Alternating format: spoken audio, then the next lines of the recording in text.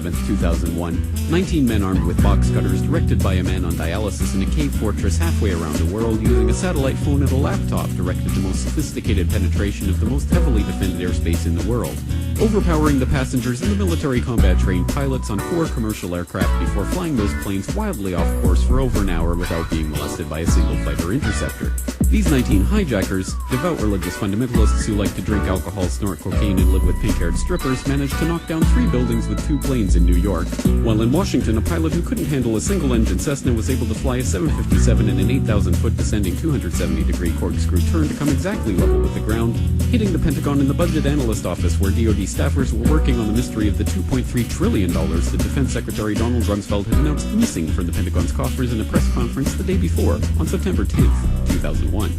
Luckily, the news anchors knew who did it within minutes. Osama bin Laden. The pundits knew within hours.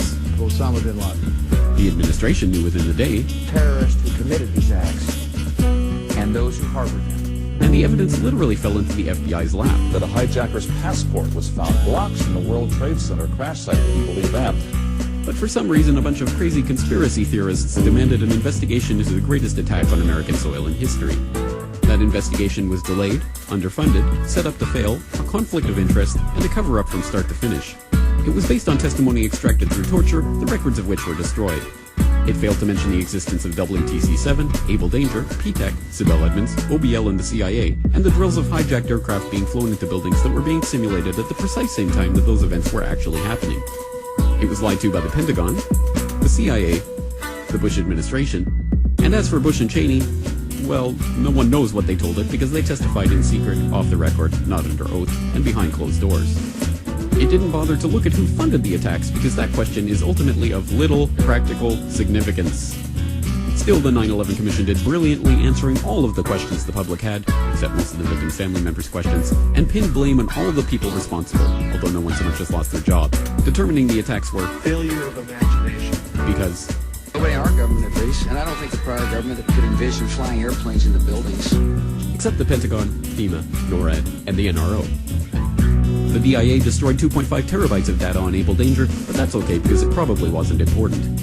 The SEC destroyed their records on the investigation into the insider trading before the attacks, but that's okay because destroying the records of the largest investigation in SEC history is just part of routine record keeping.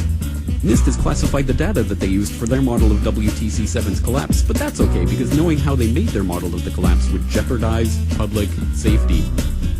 The FBI has argued that all material related to their investigation of 9/11 should be kept secret from the public, but that's okay because the FBI probably has nothing to hide.